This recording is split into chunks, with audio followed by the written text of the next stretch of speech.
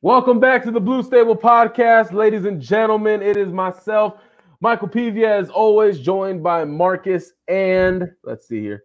Okay, joined by Marcus and Landon. How you guys doing? Doing good, feeling great on this humidity type of Thursday. Friday's almost here, and football is almost here. We are excited, man. We got some news to talk about. Let's hop into it.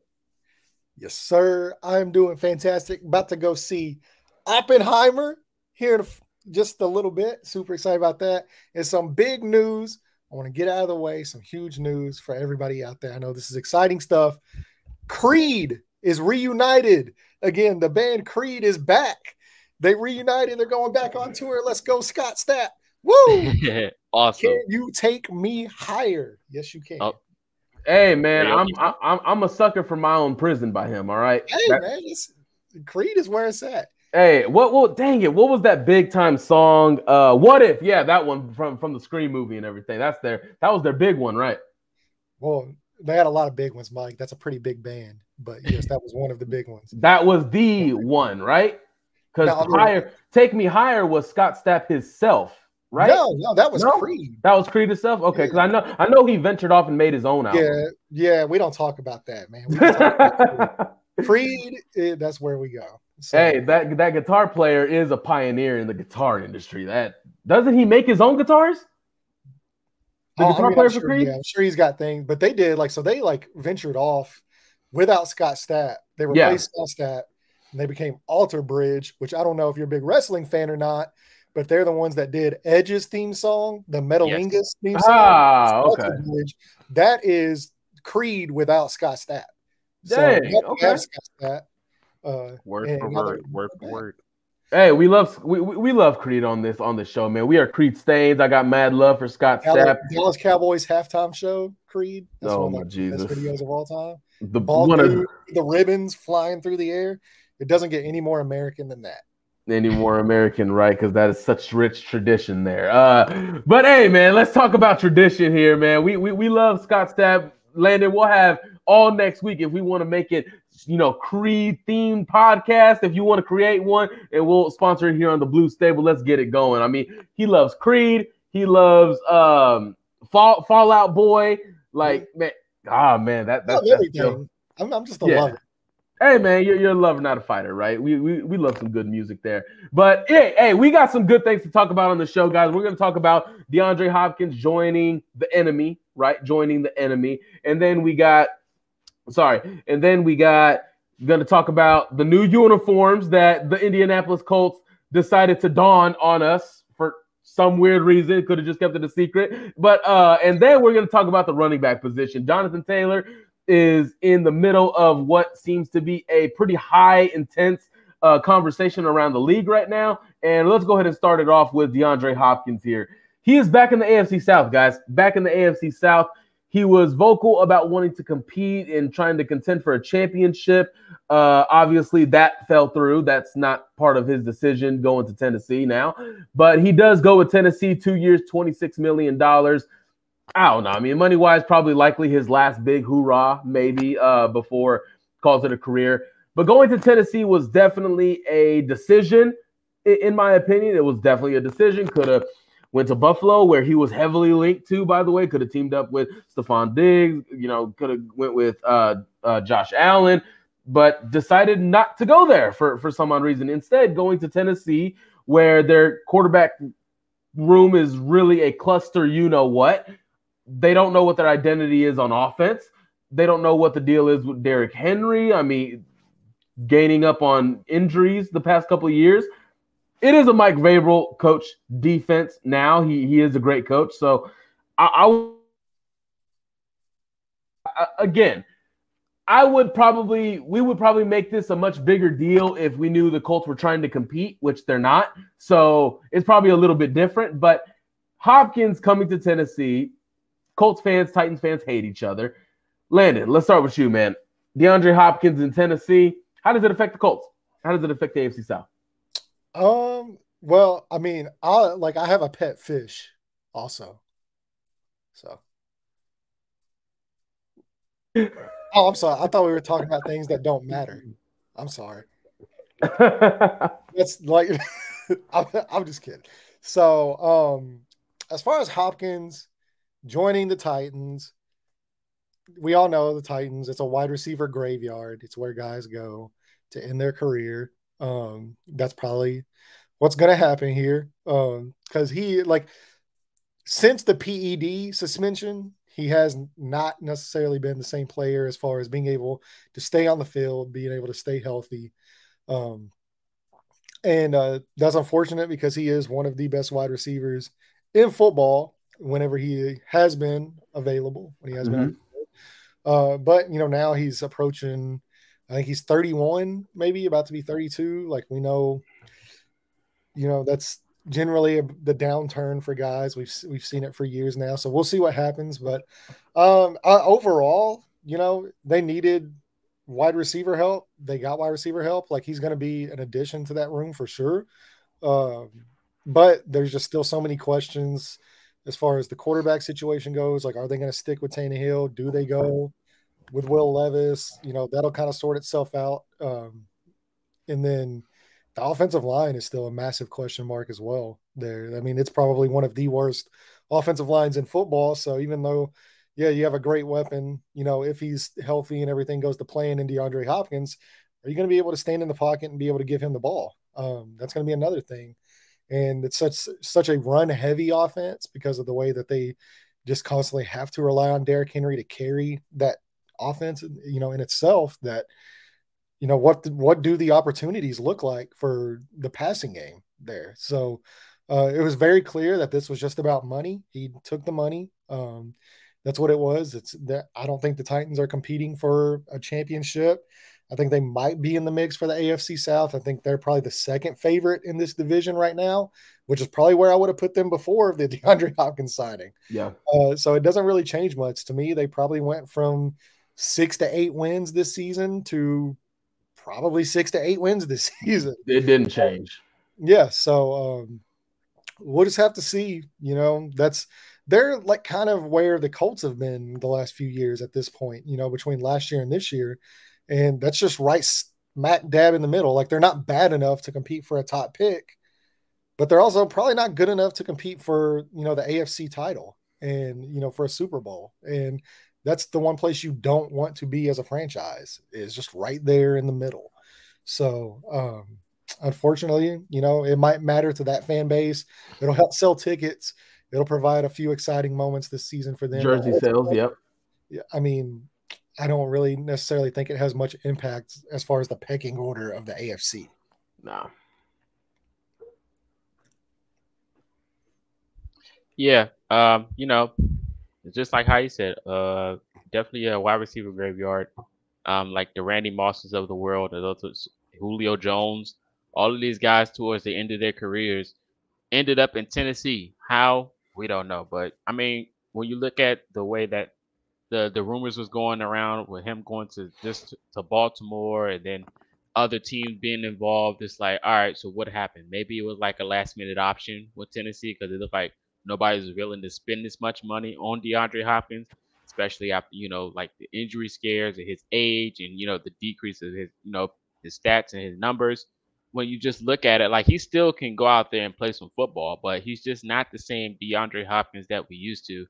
Um, that we used to see, I would say. Him coming back to the AFC South is definitely it's not really like a chain mover like we mentioned for Tennessee, but of course he'll still out there have his DeAndre Hopkins type moments. I don't know, man.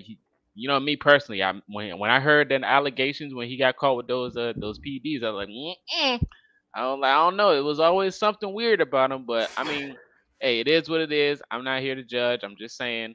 But like I said, he's not a chain mover in my opinion. He doesn't scare me. The Colts have a lot of history with this guy. If you want to go pull out the records, I mean, we beat him when it was important. When we had that one playoff game against the Texans, we did come out favorites when they had Deshaun and the Hopkins. They had a really good season, but the Colts happened to win that game. Just saying. But, it is what it is. But like I said, good move for Tennessee. Will it do anything? Absolutely not. But hey, I'm all about players getting their money. So he got a deal done. He's playing football still. Good for him. But from the Colts fans' perspective, it is what it is. Nothing moves me at this point. I mean, they're still gonna go out there and have the same record we predicted before the move. So it is what it is. I don't think it does anything other than that. Yeah, I don't think anything else needs to be said about this. I mean, his camp kept putting out, oh, he wants to compete. You know, he wants to contend for a championship. But they also put in like he also, he's also looking for money as well. And hey, in the end, money trumps all, right? It trumps all. So other than that, Tennessee stays where it's at. It has no bearing on how Indianapolis is going to do. I don't even think Indianapolis even cares about this because again, we know what type of time frame they're in right now. So I think that's really all that needs to be said. Moving on here, the Colts decided to come out with an alternate uniform. Okay, they're coming out with an alternate uniform called Indiana Knights. And to be honest, guys, I mean, I'm looking at it right now. I don't even know what to say about this. I think like it's solid. I actually love the fact that there's a black helmet now associated with the Colts. I like that idea. It's the rest of the uniform for me, man. It's the rest of it. Like I don't know where it came from, what the theme is. I'm not from Indiana, so I'm not entirely sure if Indiana Knights is something that even looks like this. Landon, let's start with you here because I feel like you got something to get off your chest. I don't know, like looking at the photos right now, I don't know if I'm looking at the Colts or Eastern Carolina. I don't know. So let's start with you, man, and let's go with Marcus. All right. So y'all don't know where Indiana Knights comes from, like the not Indiana at all. Boys on the Indiana Knights. Not at all. That's Tom Petty and the Heartbreakers. Last Dance with Mary Jane. You ever heard that song? That's Indiana Knights. Oh man, come on, Mike. I've heard the song. We know Mike didn't, but I've heard it. Well, anyway, that's where it comes from. But these jerseys are an insult to Tom Petty and the Heartbreakers. Let me get that off my chest. Tom Petty's one of the greatest musical artists of this generation, and this just completely ruins that legacy. So because now every time I hear that song, I'm going to think of these absolutely horrid jerseys. And you would think with it being Indiana Knights that it would be a blackout jersey, nighttime, blackout, black helmets, black pants, black jerseys, a little bit of blue accent. I mean, that's kind of what we were thinking. And now like it's just like this all blue, like, and it's not that I dislike the jerseys or the colors or anything like that. I like them in themselves. I just don't like them together. It's just it clashes too much. It's the color, the coordination just doesn't work with me.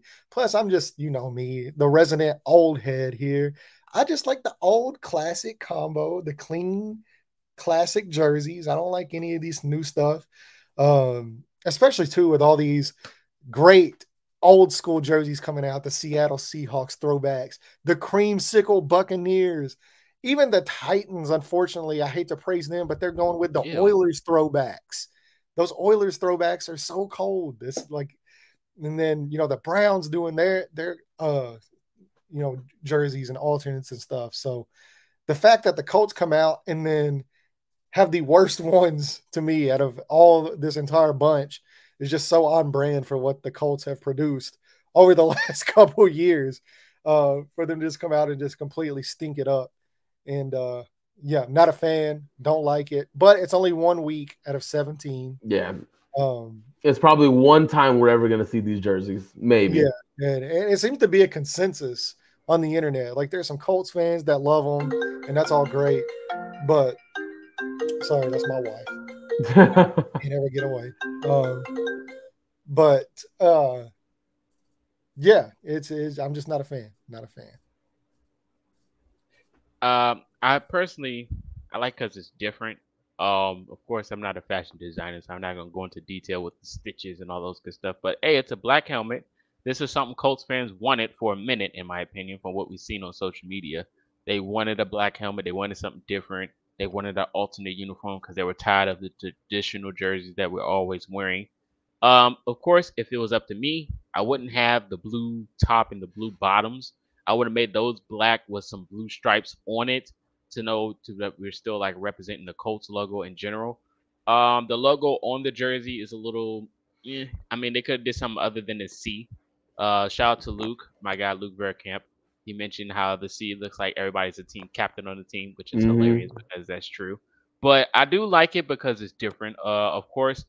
Now, but like I said, they could have did a little something with it. They could have tweaked it a little bit, but I mean, it's not what we're used to seeing. It's something that we wanted. Just like alternate jersey wise. So I'm cool with it. It is what it is. But yeah, I mean, I don't have no problems with it. It's just I'm happy for the black helmets though. Like them joints tough. I like it. Honestly, man, I'll accept it because it's a black helmet, and I'm glad we got a black helmet now. Like it's gonna look nice. But yeah, everything else, the C making it look like everybody's gonna be a captain. I just don't know, man. I really don't know. I would have loved if they went with like a stormtrooper type, kept the white helmet, maybe made it chrome, and then the rest white, or maybe black bottoms, or even the black helmet with the white bottoms, like everything else from the neck down white.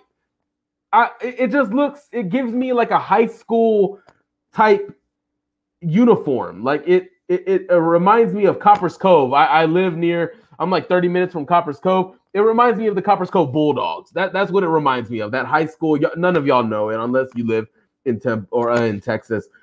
I literally think I'm looking at a program of the Copper's Cove Bulldogs. That's what I see. But hey, Alec Pierce and Rodney Thomas did his thing. The reveal was much better because it had Rodney Thomas in it. So that's a plus. Alec Pierce obviously looking great. Obviously trying to put the accessories out. Got the sleeves, trying to make it look as good as possible. So hey, it's going to be one time, one game, I believe, week 7 against the Browns, right?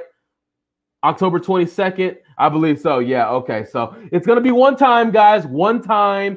We're going to see these, or maybe I don't know. It hasn't been said that it's going to be once every year, has it? It's just going to be like a one-time thing? Hopefully, right? Hopefully, because goodness gracious. Like, hey, man. And it might end up being one of those things that, like, once it's out there on the field, maybe it's different. They're playing, it looks good and it looks better. Look, so we'll just have to see. But yeah, if they make one tweak and take the C away, then I'm good. If they make that one tweak, I'm good. Hey, and if they go out there and like Anthony Richardson's looking clean, he throws 5 touchdowns, he runs another 3 in wearing these jerseys. You know what I'm saying? Hey, if you play good, you play good. Yeah, if they win the game and Anthony Richardson performs well, Michael Pittman goes for 100, and the offensive line is actually looks like, as long as y'all are doing your thing out on the field. Exactly, I don't care. Like I don't care if it's against the Browns or Watson. More than likely, it's going to be a loss, but. Hey, man, if they come out and beat the Browns, and we always love beating Deshaun Watson, right? I'm for it. Hey, I get it. Like, there's also people trying to gaslight us on Twitter, like, oh, it's great, it's new, it's unique. Like, dude, it's a very mid uniform, okay? Very, very mid, and that's putting it lightly, okay? So, but other than that, hey, the Colts finally got anyone my age, that means it's average. Right. Anyone his age, that means it's average, okay? What is mid? Oh, my. Average. Come on, man. Hey, man, there's people on radio now that use mid, okay? Although Jake Query doesn't want to get on with any new slang or new trend at all.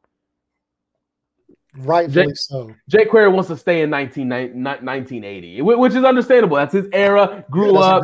That's a great time period.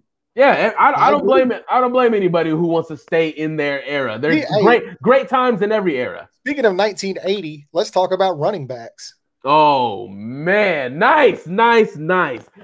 Let's talk about the running back situation, because this situation is eventually, if not already, going to lead to Jonathan Taylor. All right, there is a lot of really sensitive talks that are heated right now amongst running backs in the NFL. Guys like Tony Pollard, Saquon Barkley, Austin Eckler, Jonathan Taylor. These guys are now coming out because it's a discussion that, we've said the last year. We're eventually going to get to this conversation with Jonathan Taylor, and it's not going to be it's going to be ugly. It's going to be ugly. There's going to be people that are for pay him. There's going to be people that are not going to want to pay him.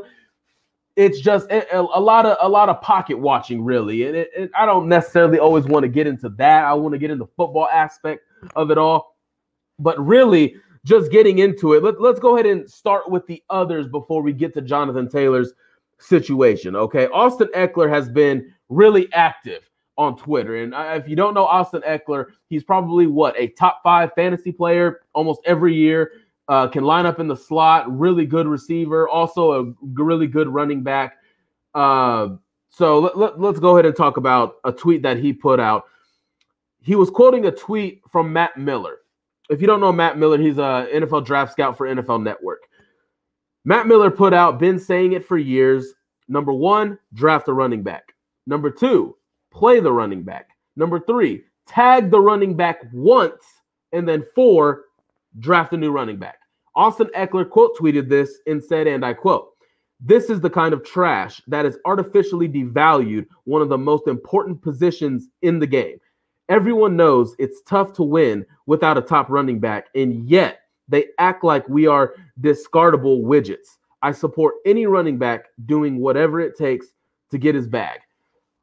Okay, I support Austin Eckler for standing up for his brothers that play the position and everybody else that has come before him and that is going to come in the future once he is retired from this game and introduced into the Chargers Ring of Honor, right? I support it.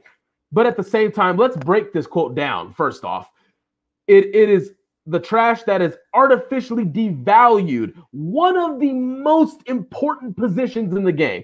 First off, there's nothing artificially devaluing about it. The facts are the facts. You go back through the past 20 Super Bowl champions, all of their running backs, you can maybe find one team that had a top running back that won a championship. And that's just one. That one guy also was called Marshawn Lynch. His name was Marshawn Lynch. And not only was he a top running back, but he also had the best defense in our modern era since the Ravens, of course. Since then, they had the Legion of Boom. They had Michael Bennett in those guys. They had a defense to rely on. So, yes, they could run the football with the top running back. And they had a rookie quarterback on the roster, right? So, other than that, you go back through the past. I mean, look at the Kansas City Chiefs. They had Isaiah Pacheco win and perform well in the Super Bowl. He wasn't just out there for a couple plays. He performed well. He is one of the reasons why they won that game. So to come out here and say it's tough to win without a top running back, it's tough to win with a top running back. I would argue that because as long as the Colts have had Jonathan Taylor, where have they gone? Where? They lost to the Bills in 2020, didn't make the playoffs the year after, and then like what? I don't get it, man. Landon, let me pass this to you because right now this is Austin Eckler's quote right here. What about this? I mean, there's a lot to take away from this, and it's just lunacy. But again, it's Austin Eckler sticking up for himself, sticking up for his fellow brothers in the league, and for everyone else he knows is going to come and is going to be affected by this in the future. Yeah. So, I mean, one, if you have followed me for any long period of time, you know I'm always on the trend of hashtag never pay running backs. And that's not to say like I don't value them, they don't have their importance, but that is the only position to me where from the moment they are drafted or, you know, pretty much after their, you know, second, third season, it's a depreciating asset. I mean, like, you know, as the carries rack up, these guys don't get better, you know, with reps. They actually get worse. And that's one of the, if not the only position you can say that about, you know, because normally, you know, your wide receivers, you know, the more reps you get, the better off they're going to get. You know, they grow into their second contracts, their third contracts.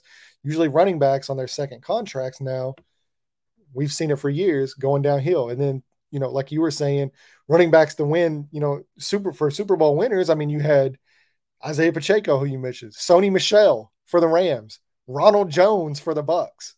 And then you get into James White, Corey Clement for the, you know, for the Eagles, Damian Williams whenever the Chiefs won their first Super Bowl, Ronnie Hillman, Mike Bell, you know, Cam Akers, Brandon Jackson.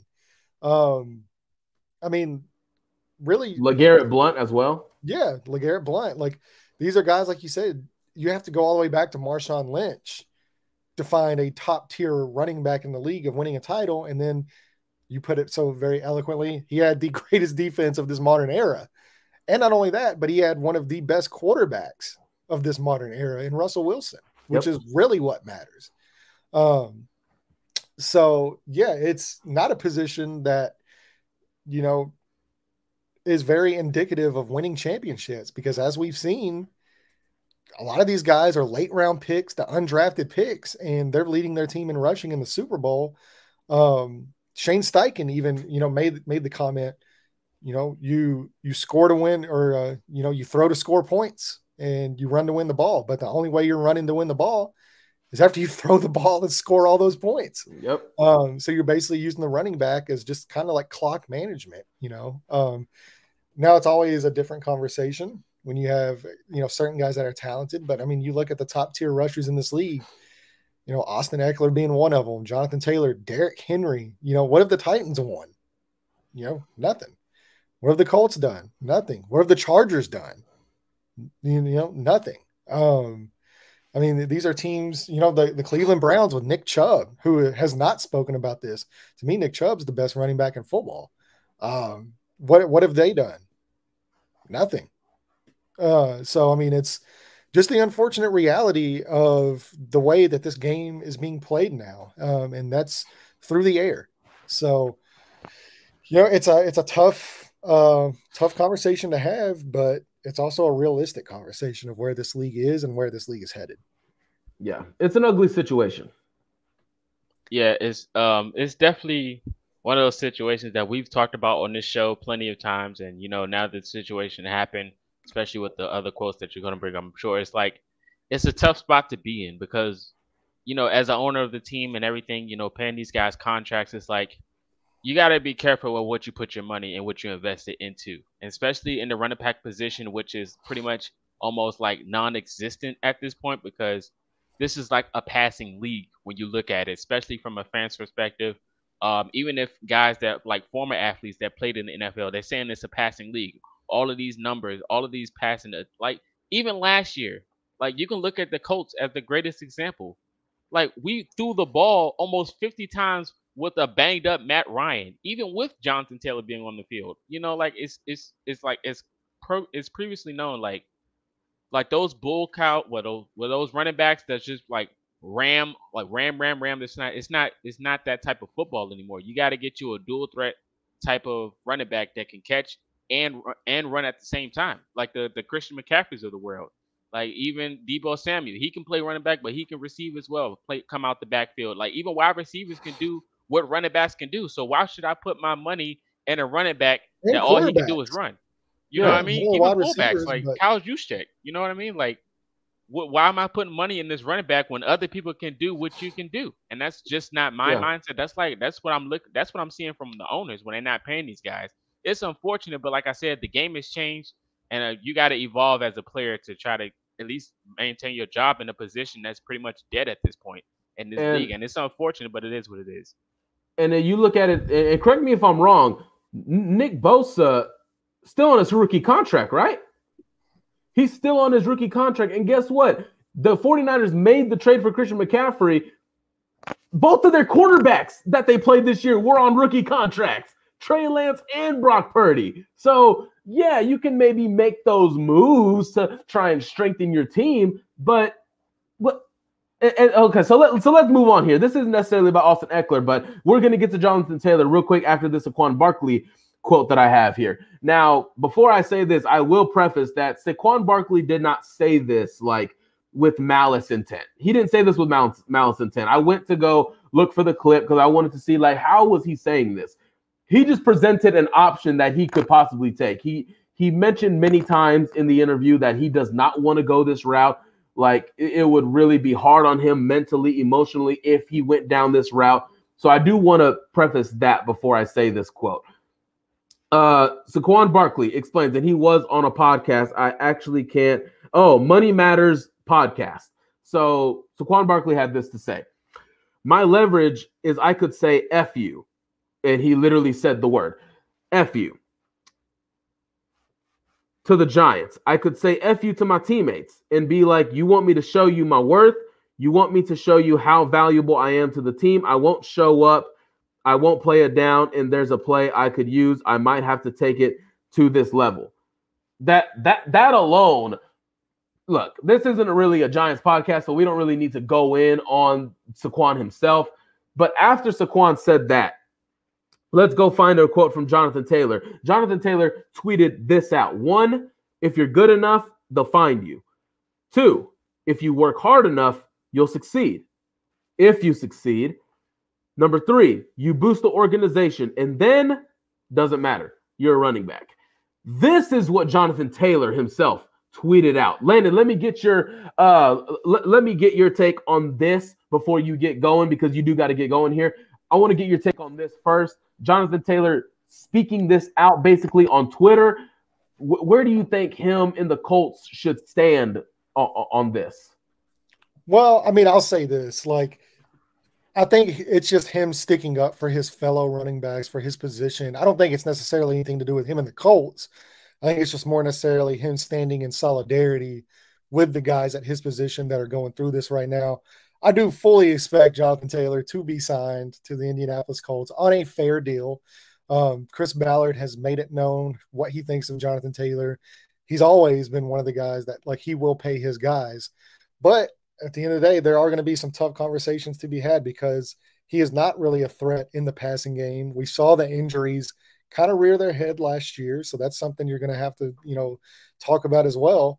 But I fully expect him to get a deal worked out. I don't think this was a quote necessarily about him and his negotiations. I think this was more of him standing in solidarity with the guys at his position that are going through this right now. All right, man, Landon. Well, thank you for the input, man. We'll go ahead and let you get going. Everybody, thank Landon again for this show. We'll see you back here next week, Landon. Go enjoy what you got to do. That's right. Love you guys. Appreciate you. See you here in a little bit. Go Colts. Those jerseys are awful. All right, man. Well, like Landon was saying there, of course, I don't think this affects the win scenario. Like, it's not a matter of if Jonathan Taylor is going to get extended. It's just a matter of when, in my opinion, because, again, you do have some rookie deals coming up. You do have Alec Pierce on a rookie deal. You do have Bernard Ryman on a rookie deal. You still got young guys. Your whole cornerback room is basically rookie deals. Your safety room is rookie deals. Your linebacker rooms have already gotten paid. That's not harping you anywhere. Your defensive line is still on rookie deals. Kwity Paye, Dio Dangbo, Eric Johnson. You just drafted a couple more. You're not really – the Colts are not in a position where they're strapped right now. Now, again, that's right now. Michael Pittman still needs to get paid, right? He needs to get paid. For Jonathan Taylor to say this, now, I would love to rebuttal Landon when he's here, but since he's not, he is going to get paid. I do think he is. Are you going to get into a situation where, Jonathan Taylor isn't happy with the extension that Chris Ballard is providing? I mean, if you're not happy with it, then don't play and you won't get paid. So I don't know what else to say. That's going to be between him and his camp. But this is just the area where Jonathan Taylor is sticking up for his friends, but at the same time, he plays the same position. So what he said and what he tweeted came from his heart. He didn't just put it out there to stand in solidarity. It is in his heart, and he is in that position because even people, I myself, I am guilty of this, even people in his own fan base have said, when Jonathan Taylor's time comes, bye. And Jonathan Taylor tweeting that out came from Jonathan Taylor himself. It wasn't just him standing in solidarity with his brothers. I don't think it's that. It's just a tricky slope because in reality, yes, we can talk about how the running back will help Anthony Richardson and everything, but handing Jonathan Taylor a fat contract, what does that do for the Colts? Honestly, because yes, Jonathan Taylor had that near superb MVP caliber type season. I think it was MVP caliber. Apparently, NFL voters did not think so. But even when that happened, Marcus, remind me again, what was the Colts record and where were they at in January? We were bottom last, I think. Right. So when he had that MVP caliber season, you did not win your division. You did not win the last two games of the season. You did not go to the playoffs. Didn't win anything. So, again, how does a top running back, what does a top running back achieve the Colts? Help the Colts achieve this year? What does it do? Like, other than helping Anthony Richardson, because again, before Jonathan Taylor, because this is just the facts, before Jonathan Taylor can help Anthony Richardson, the front five in front of both of those guys have to help them. So if that's not working out, you can't go and strengthen the offensive line because you've already paid the running back. So if you go into the season, Ryan Kelly is still struggling, Braden Smith is struggling, and then the right guard, who is the right guard? Whoever the right guard is, if they're struggling, what are you going to do? Oh, we can't go throw $10 million at so-and-so because we already paid Jonathan Taylor. Okay, so you're hand strapped. You're strapped. Marcus, I want to get your opinion on this, man. Where are you at with this? Because all of this, yes, again, both you and I like the likelihood of Jonathan Taylor getting extended. We love the chances of him getting extended.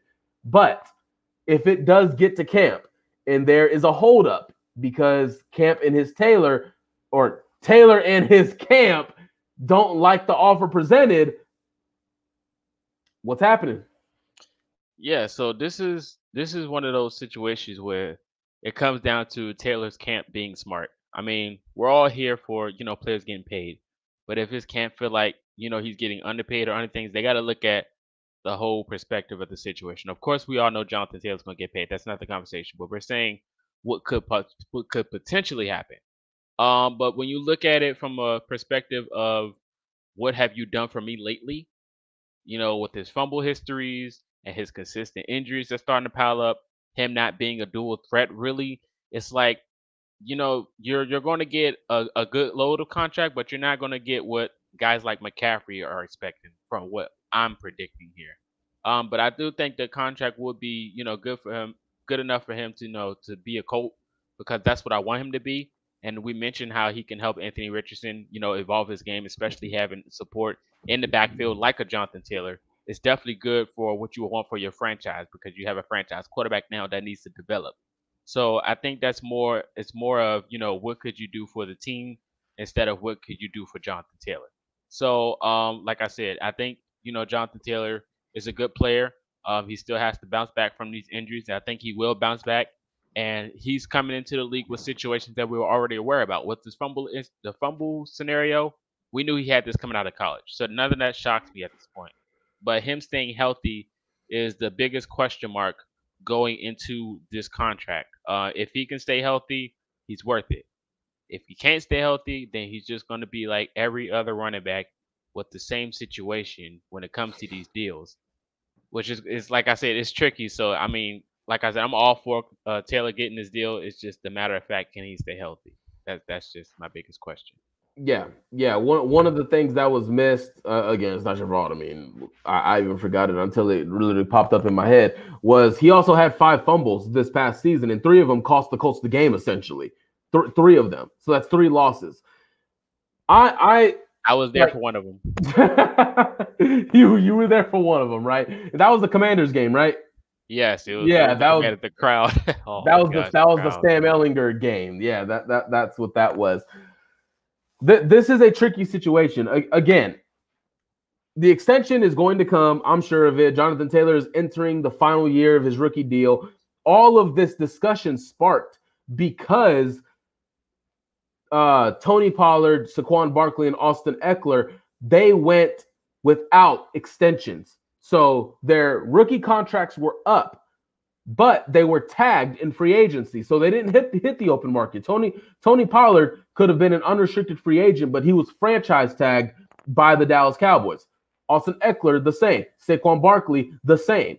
So there was a deadline. Tuesday was that deadline for franchise tagged players to get extensions. That was the deadline. That deadline passed. So now all of this started, and it is unfortunate. But what is the tag? Like $17 million or something like that. So it's not necessarily terrible. But again, you would rather 3-4 year security rather than 1 year. And I totally get it. All of us understand. It's just like us with our jobs. We want that security. We want that financial security. We want that. So I sympathize with these guys on that part.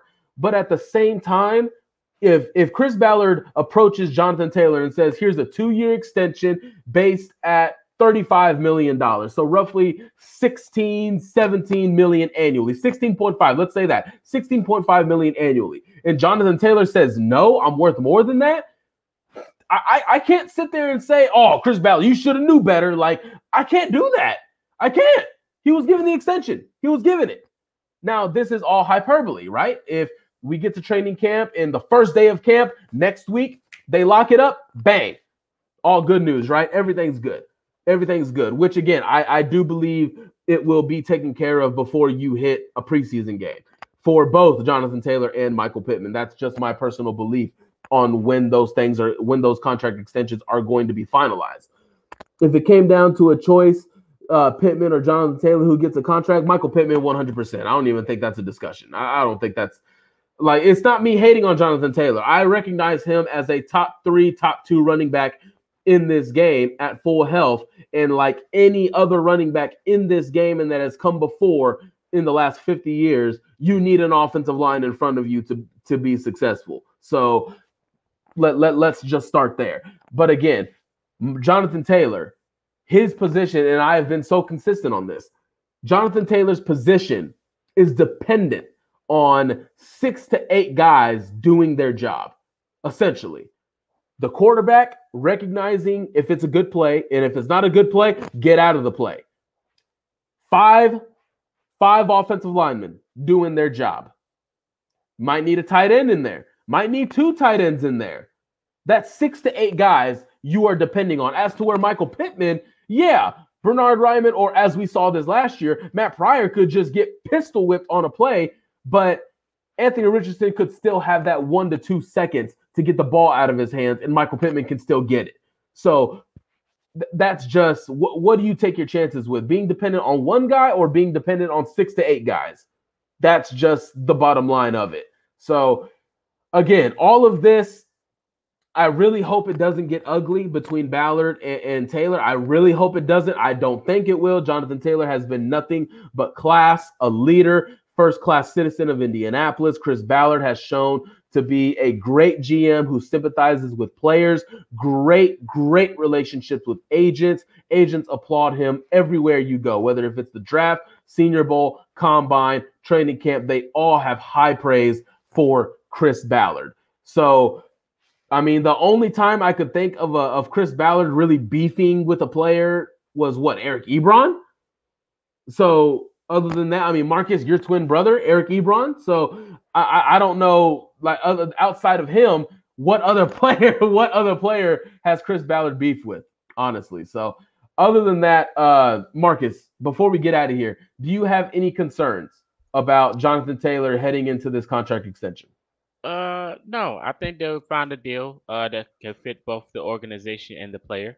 That's usually how it goes when, Ballard's involved with these deals, because he is stubborn with his money. So, I mean, if you don't find a situation or I say a line between both between the team and the player, then Ballard's going to win regardless. So, I think Ballard's going to be fair with this price when it comes to Jonathan Taylor, especially what he's done when he is on the field and he's active.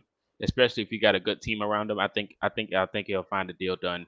I think it'll be done before around training camp. So looking forward to that, and looking forward to seeing Jonathan Taylor back on the field. Absolutely. Hell yeah. Running through tackles, bulldozing guys. I mean, we love Jonathan Taylor, right? We're not trying to, I mean, this talk, and especially, I mean, if it's ugly now, just imagine how ugly it is between the GM, the team, the organization, and him and his agent. Like, imagine how ugly that can get sometimes. So other than that, man, I think we're good. I think we're good for this episode of the Blue Stable podcast. So I'm trying to make sure. Oh, yeah, real quick before we get out of here. Just roughly estimate, what do you think a fair annual price would be? Me personally, I'll go between 12 and 14. Yeah, definitely do. I would say I'll go in the middle. Give me 13. Hey, that's fine. That's fine. That's okay. So other than that, guys, this has been another episode of the Blue Stable Podcast. Thank you all who have listened, who have watched live, whether if you're watching live on YouTube, watching on YouTube after we've uploaded it, or listening on Apple Podcasts, Spotify, wherever you get us, guys, make sure you subscribe and follow us on any platform. We are there for you. We are here. We are excited to get the season started. Training camp starts next week, July 25th. It is here. Both rookies and vets are reporting July 25th and not the rookies report one day, vets report 2 days later, like we have seen. So other than that, guys, he is Marcus. I am Michael. We will see you back next week on the Blue Stable Podcast. See you.